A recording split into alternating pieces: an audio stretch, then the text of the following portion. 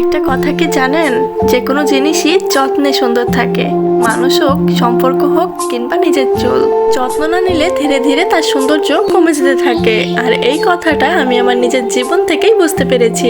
অনেক দিন হলো নিজের চুলের কোনো যত্নই নেওয়া হয় না। সকাল থেকে রাত পর্যন্ত সংসারের কাজ, মেয়েকে স্কুলে আনা নেওয়া, রান্না বান্না সবকিছু করতে করতে নিজের জন্য আলাদা করে সময় বের করাই হয়ে ওঠে না। আয়নায় নিজেকে দেখি ঠিকই, কিন্তু সেইভাবে যত্ন করে দেখা হয় না। চুলের দিকে যত্ন করে তাকানোর সময়ই আর পায় না। আর সবচেয়ে খারাপ লাগে, আমার মেয়ের চুলেও ঠিক মতো যত্নই নেওয়া হয় না। এত ছোট বয়স থেকে আমি খুব শখ করেই তার চুল বড় করছি। ভাবতাম সুন্দর করে বেনি করব, নানা রকম হেয়ার স্টাইল করব, কিন্তু শুধু চুল বড় করলেই তো হয় না, তার যত্নও দরকার। কিন্তু এই যে কি আর করার, সেই যত্নটাই তো ব্যস্ততার কারণে ঠিক মতো করা হয়ে ওঠে না। একটা জিনিস কি খেয়াল করেছেন, আমরা ঘরের প্রতিটা জিনিসের যত্ন নিই, ফার্নিচার পরিষ্কার করি, কাপড় গুছিয়ে রাখি, বাচ্চার সবকিছু ঠিকঠাক দেখি, কিন্তু দিন শেষে সবচেয়ে বেশি নিজেকেই অবহেলিত করা হয়। অনেকদিন হলো নিজের চুলের কোনো যত্নই নেওয়া হয় না। চুলের যত্ন নিতে হলে আমার কাছে তো প্রাকৃতিক উপায়টাই বেস্ট। আর এত কিছু জোগাড় করাও তো অনেক ধৈর্যের ব্যাপার। অনেকদিন আগেই মেজো বোনকে বলেছিলাম একবার রামিসার চুলের যত্নের জন্য প্রাকৃতিকভাবে এভাবে তেল বানিয়ে দিতে।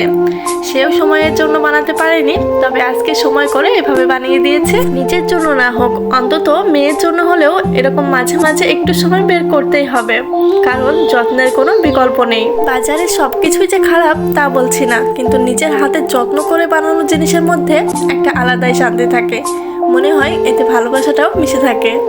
আমার বিশ্বাস, চুল শুধু বড় হলেই সুন্দর লাগে না। চুল তখনই সত্যিই সুন্দর লাগে যখন সেটা সুস্থ থাকে, মজবুত থাকে, আর নিয়মিত যত্ন পাই। আর সেই যত্নটাও ছোটবেলা থেকেই শুরু করা উচিত। যেহেতু রামিসার চুল আমি ছোটবেলা থেকেই রাখছি, তাই এখন থেকে যত্নটা রাখলে আশা করি ইন ফিউচার একটা ভালো রেজাল্ট পাবো। আমার মনে হয় দামি প্রোডাক্টের চেয়ে নিয়মিত যত্ন বেশি গুরুত্বপূর্ণ, কারণ সৌন্দর্য একদিনে আসে না, ধীরে ধীরে তৈরি হয়।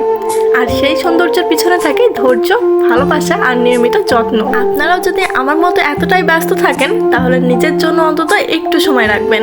নিজের যত্ন নেওয়া কোনো বিলাসিতা না, এটা প্রয়োজন।